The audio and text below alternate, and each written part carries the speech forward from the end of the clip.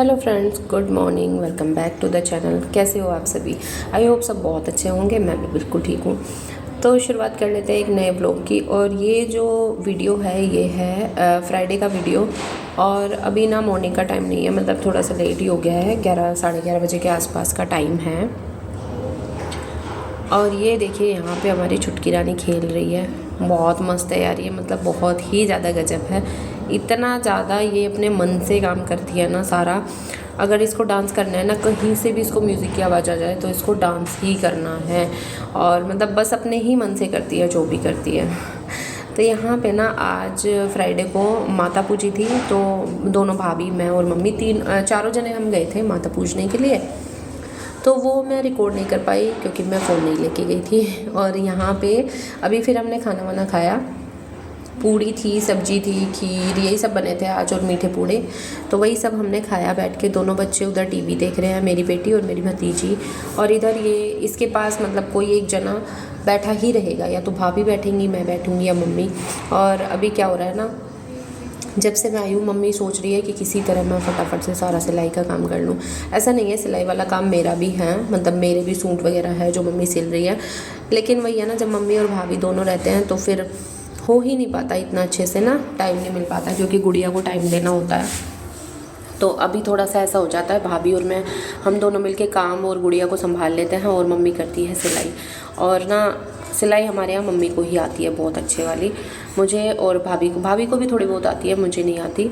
और मम्मी ना मेरी कहती भी है कि मतलब ऐसा कभी भी नहीं होता कि मेरे बच्चे मुझे कुछ सिल के बना के पहनाए, मैं ही अपने बच्चों को पहनाती हूँ। लगता भी है ना कि मुझे इतने अच्छे से आती है, मेरे बच्चों को नहीं आती। कभी भी ये वाला चीज़ हुई नहीं है कि मैं मम्मी को कुछ करके दूँ। लेकिन क्या करूँ, मुझे पहले से कभी इंटरेस्ट था ही नहीं सिलाई वगैरह में। अब मन होता है कि मुझे भी आती तो मैं भी कर लेती। कोई बात नहीं, चलो जैसे भी होगा। तो यहाँ पे मम्मी बना रही है सूट। और ये ना मेरा रेडीमेड एक कुर्ती और पैंट थी, तो इसमें थोड़ा सा काम करना था। एक तो कुर्ती में स्लीव लगानी थी, वो मम्मी कर रही है। और ये पैंट भी ना थोड़ी सी लूज़ थी, तो इसको भी थोड़ा सा स्टिच करना है। तो वही मैं मम्मी से पूछ रही थी कि मम्मी इसको कैसे मैं खोलूँ, क्या करना है। तो मम्मी बता रही थी। और हम लोग ना, भाभी का भी यही है, हम लोग जो भी काम करते हैं ना वो पहले मम्मी से पूछते हैं, उनको दिखाते हैं। क्योंकि होता क्या है ना, मम्मी को रखा है एक्सपीरियंस, हम लोग को इतना नहीं है। तो ना मन में कहीं ना कहीं ये चलता रहता है कि ऐसा ना हो हम कुछ गलत कर दें ये काम। तो करने से पहले ना हम लोग मम्मी से पूछते ज़रूर है कि मम्मी ये कैसे करना है, हम ऐसे करेंगे तो ये ठीक होगा या गलत होगा।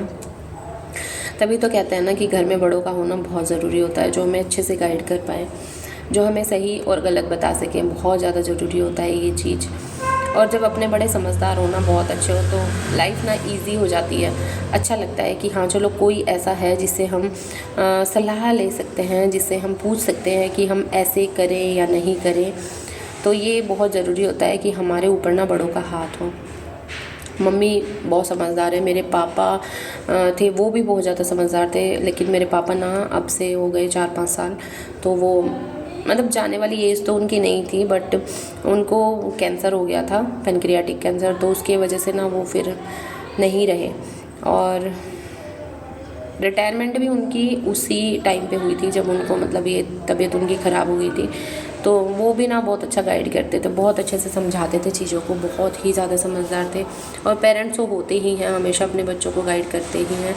लेकिन वही है ना कि जैसे पापा चले गए तो मम्मी का भी होता है यार, मम्मी को कभी मतलब कुछ भी ना हो, उनकी तबीयत बिल्कुल ठीक रहे, एटलीस्ट वो तो है कि हमें अच्छा बुरा सही गलत बता सकती हैं।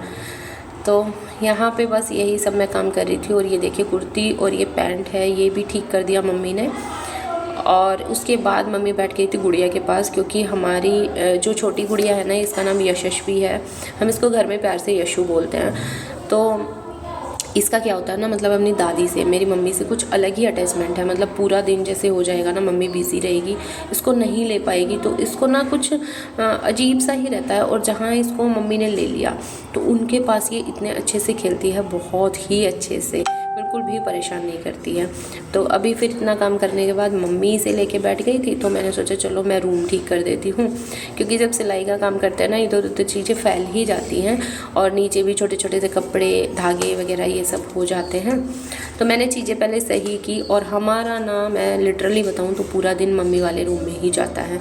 मैं आई हुई हूँ इसलिए नहीं जाता, मेरी जो भाभी है, मेरे भाई है ना, जिस दिन वो भी घर रहते हैं तो पता नहीं क्यों मतलब ऐसा है कि हम सब लोग ना मम्मी के ही रूम में आके बैठते हैं। और मम्मी कहती भी है, हंसती है कि मेरा रूम ना तुमने पूरा गंदा कर दिया, पूरा इसी में फैला के रखते हो। लेकिन क्या करें, हम लोग को अच्छा ही इसी रूम में लगता है। भाभी वाले दोनों रूम में तो भाभी लोग खुद भी नहीं जाते हैं और भाई भी नहीं जाते, बस सोने के हिसाब से जाते हैं, वैसे नहीं जाते। और पूरा दिन हम लोग मम्मी के ही रूम में बिताते हैं, यहीं खाना खाना, सब कुछ, बैठना, हंसना बोलना सब यहीं पे होता है। तो गाइज़ यहाँ पे मैंने रूम ठीक किया जब तक भाभी ने इधर शाम की चाय बना दी थी। और शाम की चाय के साथ थोड़ी सी कचरियाँ भाभी ने फ्राई की है, जो कि मम्मी ने सूजी और चावल की घर पे ही बनाई हुई है। और ये काम भी अभी करना है, वैसे तो ये काम होली से पहले करते हैं, बट बिल्कुल भी टाइम नहीं मिल रहा था। तो मम्मी को ना कचरी और पापड़ चिप्स वगैरह भी बनाने हैं, देखते हैं वो भी काम एक दो दिन करेंगे। तो मायके में आके ना मतलब मुझे तो सच बताऊं कि समझ ही नहीं आता कि मैं काम कैसे करूं, कहाँ से करूं, क्या करूं। मैं फिर भी पूछ के करती रहती हूँ, क्योंकि होता क्या है ना, जहाँ रहने लगते हैं वहीं की हैबिट बन जाती है। और अभी मुझे देहरादून का तो पता है, हाँ मुझे सुबह से स्टार्ट करना है अपना, ऐसे ही सारा काम करना है। बट यहाँ का ना मुझे इतना ज़्यादा समझ नहीं आता, फिर एरिया बहुत ज़्यादा, स्पेस काफ़ी ज़्यादा है, तो मुझे लगता रहता है कि कैसे मतलब मैं करूँ, ये सब होता रहता है। तो यहाँ पे मैंने फिर कोम वगैरह किया, शाम का अपना मुँह हाथ वगैरह धोए, और जब तक भाभी ने इधर चाय रेडी कर दी। और अब हम तीनों जने बैठ के पियेंगे चाय। बच्चे चले गए हैं दोनों बाहर खेलने के लिए, मेरी बेटी भी और मेरी भतीजी भी।